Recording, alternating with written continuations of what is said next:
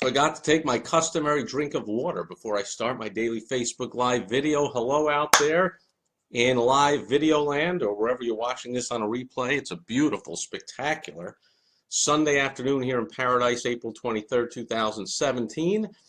And what I have to share today is it's a follow-up. It's entangled, attached to several different things going on if you're following my Facebook Live posts here, and even if you're not, because I am. So part of it has to do with my Facebook Live video from Friday, and part of this story today has to do with my Facebook Live video post yesterday, and another part of it has to do with a post to another podcast that I have that also went live on yesterday. So let me begin. I have been a big fan of a celebrity in the sports world. He started out and for about 20 years had an interview show on the top sports channel, ESPN, where he interviewed hundreds of athletes, pretty much any athlete you can imagine. And wow, and for a sports fan, like what a fantastic, thrilling, if you had to have a job and work for somebody else, like that's got to be right up there for a sports fan with like what a thrilling job to have, to meet all those people. And something I didn't plan to cover here, maybe in a future video we will, what happens from that when you do interview important, powerful, famous, popular, skilled, successful people, whatever it is. Some of that runs off to you and you get what's called borrowed celebrity. So, or there are lots of other names for it, but so just by interviewing people, you become somewhat of a celebrity yourself. In the business world, this was made famous by the story, the ruse behind Napoleon Hill's Think and Grow Rich, where supposedly the gimmick he put out was that he was hired by Andrew Carnegie to interview all the top business people of the day. And it's such a great story that, of course, he made that up, which is, in my mind, even more brilliant than if he hadn't made it up. He actually came up with how brilliant that would be and put it out there. And to this day, most people that are familiar with Think and Grow Rich think that story is for real. That premise is for real. And there's many other premises and many other best-selling business books. Not getting into that today. But what happened is Napoleon Hill is very extremely likely, in fact, without a doubt, much more famous today by having this one of the greatest best-selling business books or just life books of all time. He's much more famous than a lot of those most successful multimillionaire business people of his day that he interviewed, that have long been forgotten, but just being a nobody, and he didn't even interview him, but he, just by saying he interviewed, he even became famous. So, man, I guess that's a shortcut if you want. But this celebrity, to get back to the point of today's video, actually has interviewed and did interview for 20 years on ESPN just about any top celebrity you can imagine. And now he's working out in LA, and so I don't see his show, but I don't know how often he's on there, but he's on one of the morning shows and probably contributing interviews. I mean, he's awesome at it. I don't know if he's good at other things, but he's amazing, awesome, insightful, great interviewer, and somehow is able to attract all these phenomenal people to interview. So naturally, when I first came on Facebook, and his posts would pop up when once in a while, and they still do, when I guess Facebook's algorithm or whatever figures out when he's talking about some sports athlete from one of my favorite teams or one of my favorite athletes, maybe somebody I've posted or talked about before, or a photo of me and that athlete or whatever, it pops up on the page. I've gone over there, put in a friend request years ago, and he accepted the friend request. We've been connected ever since, because I'm pretty sure he didn't put a friend request into me. He, as I'll talk about, he not only knows nothing about business, he could not possibly succeed in business, would have no interest in business, quite the opposite. And so I can imagine that he would have tried to connect with me or offered to connect with me. But I can't imagine many people like me that are big fans of his, and more importantly, the celebrities, the athletes that he interviews, that we connect with him.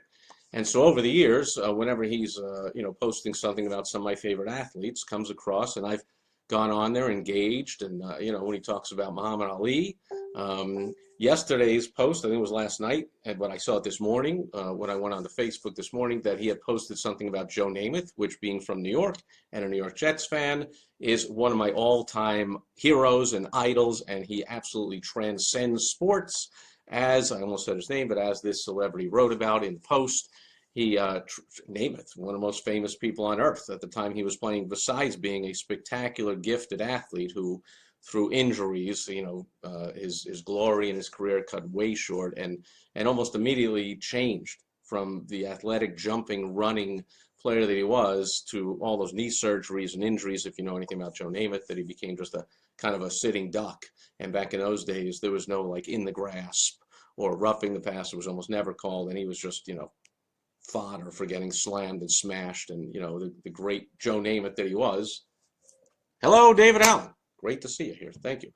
He never fulfilled all the promise that he had as the #1 overall pick and one of the greatest gifted athletes of all time. But anyway, the point is Joe Namath transcended sports, of course, and was one of the most famous people on earth. And as this person wrote, almost said his name again, as he wrote in the Post yesterday about Joe Namath, you seldom, if ever, have heard of any athlete more universally beloved by teammates, by opponents, by men, by women, by politicians, by business people, by anybody at all, anywhere, all around the world than Joe Namath. Charismatic, beloved, great guy, great sense of humor, great work ethic. Just now, as he wrote in the Post yesterday, Joe pretty much secludes himself down in Jupiter, Florida. I don't think he said Jupiter, but down in Florida, and rarely makes appearances anywhere. If you can, you got to catch I think it was ESPN, but there was some special done about Joe Namath in the last few years, which was phenomenal, especially if, like me, you were a New York Jets fan back in the 60s and the 70s when Joe was it in all the sports. Anyway, so went over to the page and put my comment in about Joe Namath and all that. And then, scroll to the post below, or maybe it was the post above. Yeah, I think it was above because it was this morning. And lo and behold, there was the other type of post that this person always puts on the page, which is sadly a completely whacked out, lunatic, lefty. He has still absolutely not even come close to getting over the election. He's one of those people, and that has been for 5 months from now, or more than almost 6 months from now. When, if ever, are these people going to get over this? Again, I have nothing. I have no political leaning, anything. I don't care. I can't stand either party, Republican, Democrat. It is what it is. So there's good and bad in everybody to me, and there's some good about conservatism and liberalism and whatever. But here on Facebook, I talk about a lot. I am connected to people that are, most people, of course, that are in the middle, like me, but so many people that are way off the deep end, whacked out conservative. They're so anti-Trump because he's not conservative enough. I'll never vote for him. It's terrible. They still can't get over that he hijacked their beloved Republican Party and rode it all the way to the White House. He's not a real Republican, and he's not for this, and he's not, and I'd never support him. Okay, you're whacked on the right, and then the whacked on the left, like this guy, this celebrity who had posted something about yesterday about Earth Day. I mean, because he has bought in hook, line, and sinker to every liberal, lefty, huckster, hoax, hysterical, ridiculous thing there is. I mean, these people, I'm sure, I can't stay on his page too much because it is kind of, that stuff I can't handle too much of it on either side, but I always like to see how the other half lives, and do people really believe this stuff on both sides, like I said, and it was something about, people don't believe in science. What's the matter with them? This is science. And I'm like, thankfully some of his followers that were not simply drinking the Kool-Aid and eating from the baby food, Al Gore, Leonardo DiCaprio, whatever nonsense, bowl. Somebody had put, it was great. Because I put on there, I'm like, I put the link that I included on yesterday's Facebook Live video that I recorded, where I talked about Earth Day and all of the outrageously wrong, phenomenally wrong, not even close to ever possibly being right, claims, dire doom and gloom, sky is falling, hysterical, apocalyptic claims by scientists made going all the way back to the very first Earth Day on April 22nd, 1910, I almost said 2010, 1910, 47 years ago. And I posted a link, and you can scroll down here on Facebook, or if you're on my blog, go back to yesterday, or YouTube, wherever you're seeing this, just go back to yesterday's video. There's the link, and you can read it, and it is fun. You'll chuckle at the craziness being spouted there. I won't go over it again, but anyway. So this guy has bought hook, line, and sinker to this. Now, again, I just mentioned, first of all, he's from Florida, southern Florida, a very liberal area. But however, for 20 years in ESPN in the Northeast, just pure whack liberalism up there, and not even the other side is deplorable, stupid, idiot, all that kind of stuff. So there's a huge bubble. Now he's in LA on the far leftist coast, and he's in an absolute bubble, you can be sure, out there, especially if he's interviewing celebrities who are 99 point whatever percent are absolutely in the same lefty loony bubble. And so does he ever have people, hey, Jerry, thank you. Look at all those things. I don't even know how to do that, but I love what I see it. Somebody told me once, that's good. I was like, what is that? Look at that. There's a face. I love it. All right. So, so here's the point. I suggest you don't do that to yourself. You don't stick yourself in a bubble where you're surrounded, and so all the friends on Facebook or Twitter or social or whatever, or in real life and anywhere, everyone holds the same opinion, whether it's middle, left, right, anything. Like, don't do that. You're what you're doing. You might as well just take a knife and just shear off some of your skin and make it really thin. Because when you're surrounded by nothing but people that agree with everything you say and every idea you put forth is fantastic. I mean, if everybody came on to every one of these videos and said, bubbles, I got bubbles, that's great. And everyone, oh, because I was speaking of bubbles. I get it. Thank you, Jerry. So if everyone come on here and did that and said everything is great and whatever, I would lose my thick skin and my nickname Rhino. You see the rhino on the wall because I got thick skin. And I would become as thin-skinned as, sadly, you see so many people are. So people, you'll see if you pay attention to my Facebook Live videos or you scroll down, you'll see the comments where you'll see people coming on and just totally making fun of me, disagreeing with me, throw it at me. Like, go ahead. Like, and once in a while, people are like, oh, I can't believe you allow that. You don't block that guy. And you don't have to block anybody. Again, every time you would block someone or not talk to them or cut them off or cut them out of your life because they disagree with you, again, you might as well shave some of your skin off. Now, if you're not an entrepreneur, successful entrepreneur, and not looking to become a successful entrepreneur, small business owner, then by all means, you can likely go through all of life with very thick skin and you'll be fine. But if you're looking to be a small business owner, thick skin, you're going to need thick skin. You'll notice that right off the bat. Not earth-shattering news here. Not everyone is going to agree with everything you say and do. Some people are going to vehemently disagree. You see an example of that right there, right now in the White House. We've got a successful entrepreneur in the White House who is, now I do laugh at this one, when the anti-Trumpers say, oh, he has thin skin. Like, again, only a non-business person could say such nonsense. The man is a self-made, whether he started with $1 million or 10 million.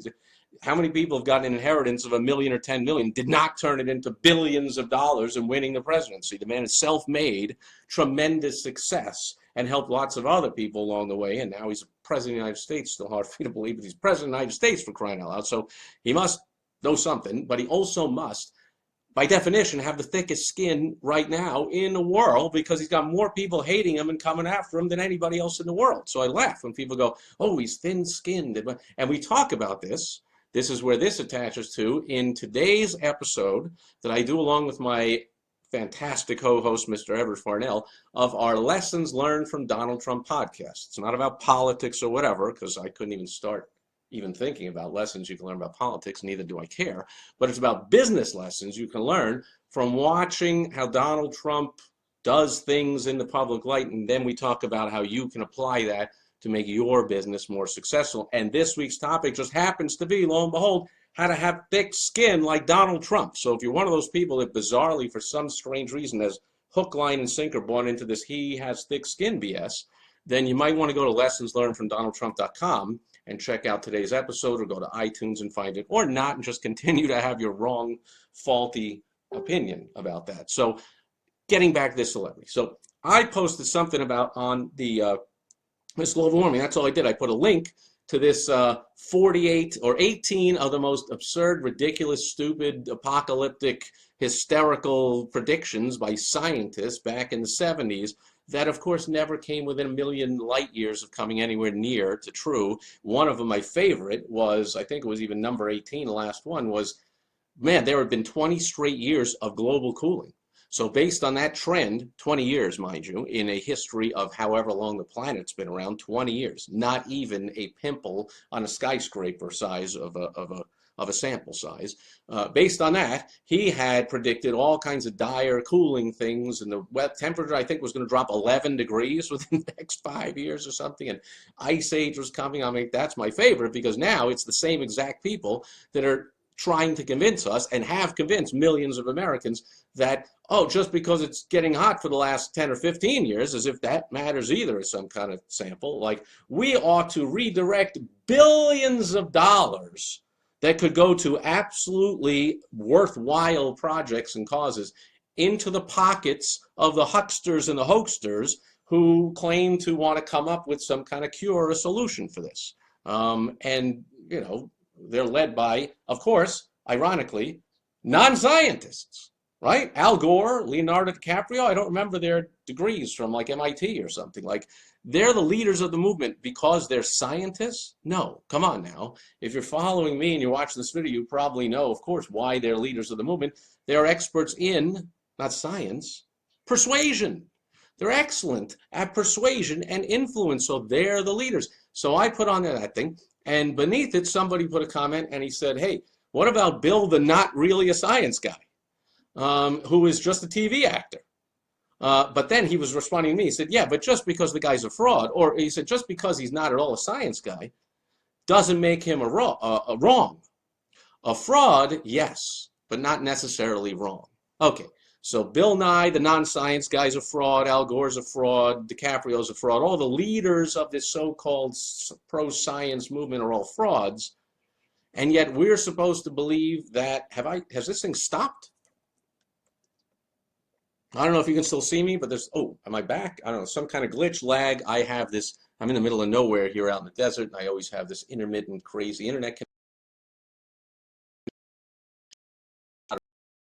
myself at this point, so I guess I'll wrap it up. But the bottom line is, so this guy put on there about Bill Nye as the fraud, and so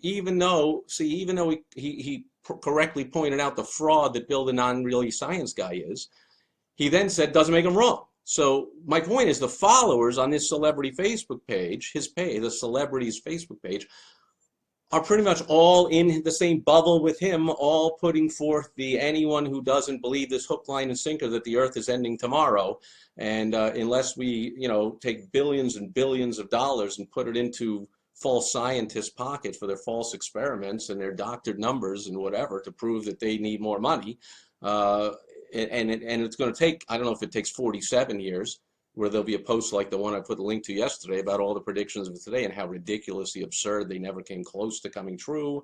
The polar bears haven't vanished. The polar ice caps haven't melted. There hasn't been more hurricanes. New York isn't under a foot of water, you know, on and on and on. So we talked about that yesterday. My point is, bubble. Do not put yourself in a bubble. If you're a business owner or an entrepreneur, you'll be just having thin skin, and you can't make it with thin skin. Now, this celebrity can, because he has a 9 to 5, he has a job, not 9 to 5, he's on a morning show. He has a 4 a.m. to noon job, whatever it is. He has a job, and he is going to get paid. In fact, he's going to keep his job. More likely, he'll even keep his job, because it's more likely that all the producers and the people surrounding him and the other talent and the people behind the scenes are all in that same bubble. So it's in his actual professional interest to immerse himself in this bubble. Although I still say he doesn't have to immerse himself in the bubble and make himself so weak. So what happened is, here we are going back and forth, and he's talking to me, and, you know, okay, Steve, blah, blah, blah, this and that. We're talking back and forth. And then he says, and then I said something about, you know, Al Gore. No, I didn't say Al Gore. I said, you know, but look, because these people like, oh, but it's the most, you know, dangerous thing on earth. So I said, there's a far cry. There's some, isn't there some middle point between, they're like, oh, but to say it's not a problem at all. I said, I didn't say it's not a problem at all. I said there's something in between Not a problem at all. And the most apocalyptic possible thing that could possibly happen, and the earth is ending tomorrow. Isn't there anything in the middle? And these people, again, way off the deep end, no. I mean, no, it's absolutely the most dangerous thing ever, and you're whacked to not believe that, and hook, line, and sinker buy it. So we're going back and forth with his followers and with him. And then he says, oh, and then he puts a comment, even though I previously, and when I comment on his things, not that he would remember me, but clearly I'm not a scientist, but he goes, oh, so this is that you hear this from these loony sky is falling, earth, climate, whatever, crazy wackos all the time. Oh, and you're a scientist? Like, I'm like, no, dude. So he's like, oh, so suddenly you're a scientist? I'm like, no, I'm not a scientist. But I know a scientist when I see one, and I absolutely know a huckster when I see one. I'm in the persuasion business. I teach people, I guide people, I help people towards influence and persuasion and sales and marketing. I know a master huckster when I see one. Al Gore, Bill Nye, Leonardo DiCaprio, Whoopi Goldberg, the whole crew of them, they're masters at this. Give me a break. Come on now. I mean, the people there, I mean, they're living examples of this Pied Piper. They'll just believe anything they say, even though 47 years from now, 47 days from now, 47 seconds from now, I don't know when, they'll wake up and realize, wow, those were some ridiculous, impossible statements they were making to rile the troops. Excellent persuasion. Little over the top, but it's working for millions of people, isn't it? Or, I mean, at least, yeah, it's got to be millions of people around the world that believe in this climate change is going to ruin the earth and Donald Trump's the most dangerous person on earth and all that kind of nonsense. Okay, so here I am replying to his comment, and boom, I get this pop-up on Facebook. Oh, your comment cannot be, completed or posted. Try again. Okay, so I try again. I hit think, no, can't be posted. I'm like, oh, I see. He somehow removed that comment. I've had that happen before. People, they remove the comment. Like if I remove this comment or I remove Jerry's comment, somebody else won't be able to reply to it. I understand. Remove the content. Nope, still not working, whatever. So I go to his page. Can't go to his page. That page is, either, it's restricted or it's out of it. In other words, he unfriended me. It took me long enough to figure this out. And of course, I still hadn't totally figured it out. I'm not Mr. Facebook here.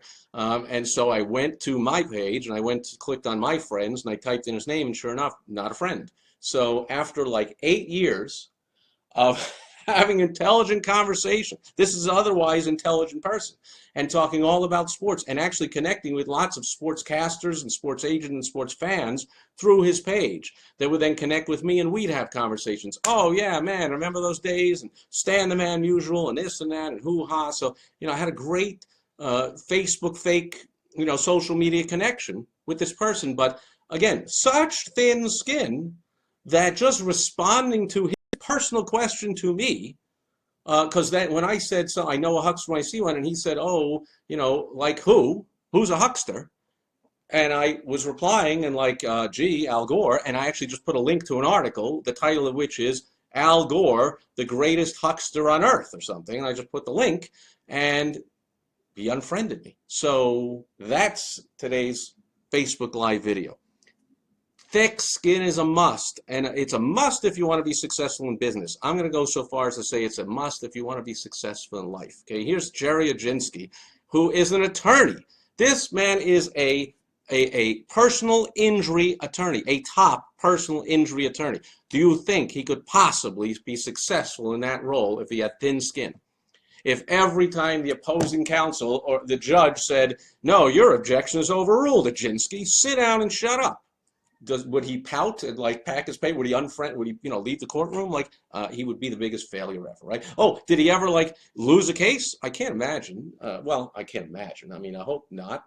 It's possible not, but let's just say for some bizarre reason Jerry ever lost a case. I'm sure the client would be upset, and the client would say, "Holy crap, I'm upset. You said we were going to win and we had a good case and I should have settled and taken the 1.2 million, but we went for the 10 and now you didn't get it. You suck. You're the worst attorney ever."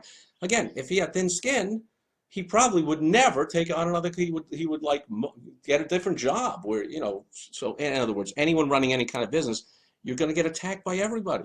That job, I was going to say more than ever, but they're all more than any, because he's got opposing counsel. He's got the opposing, plaintiff or defendant over there is going to hate him if he wins the case. He's got the plaintiff and the plaintiff's wife or the defendant's wife, whatever, hating him. So you can't have thin skin and be successful in business. Here's Everett Farnell.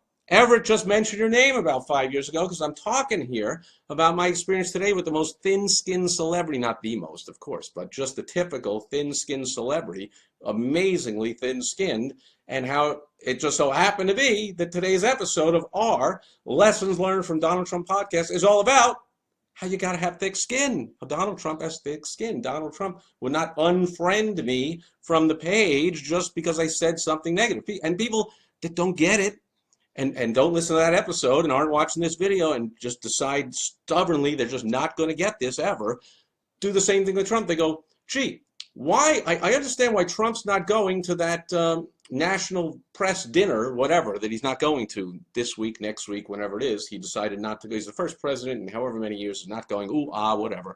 And then people are like, yeah, I can't, why would he go? All that press hates him. And then they go, I can't even believe he even keeps their credentials and lets them in the press corps and lets them in there. Look, you just proved your point. If he actually had thick skin, that's what he would do. He would say, oh, you put the failing New York Times or whoever else he talks about. I can't give him to Washington Post, Times, Gazette. I don't know what they're called, but whatever one. Oh, I know it's CNN. He doesn't like whichever ones he doesn't like. But then does he say you're not allowed to come in the room? I know there was some brouhaha months ago when CNN wasn't allowed in some private briefing, but then it came out that but that list was put out like weeks before of these. It rotates, and these were the 5 people in that day, and they just made some false, or I guess they would call it fake news now, about how, CNN wasn't included. Like, they're regularly not including those little clatches or whatever they call them. So Trump does not say to his detractors and the anti-Trumpers, which, by the way, he has more of than anyone on earth, he doesn't say, oh, therefore you're not allowed in the room. He actually goes into the room and confronts them. And then his guy, his representative, forget his name, but he goes out every day or however often he's on, and he confronts him, and he's a battle axe, and he's a war, and he goes at him, and so he ends up on Saturday Night Live, like driving his podium around and running over people because he is the representative of Trump. He's going to battle the press. So if you had thin skin, you wouldn't be battling the press. You would just not allow them in the room, and then you'd be in your bubble, and you also wouldn't have people, Trump, this is not about Trump, but Trump is surrounded by some moderates and some liberals and some conservatives, and he's on the phone, and you saw during the parade of Trump Tower when he was in the transition before he took office, of all the most liberals are coming up to his office, even Al Gore, right? So the most liberal loonies come up to his office, and then of course the most conservative come up to his office, the Mitt Romneys and whatever, and everyone in between. That's Trump. Business person. Do the same. Successful business person. Be open to all comments from all places. You don't have to agree with them, but don't unfriend them and get rid of them and cut them out of your life just because they disagree with you on something. Just my suggestion, big mistake. I experienced it today, and I just have to laugh at this otherwise successful interviewer, celebrity, who I still have a lot of professional respect for him, but I have nothing but pity for him personally, because he's one of millions of people that bizarrely cannot get a hold of himself to get over. The election is over, okay? And if given a multiple choice of what's the biggest danger to mankind right now on earth, the people that say, oh, that would be Donald Trump. I mean, get a clue. I mean, did we not just see 8 years? I mean, you think Trump is dangerous.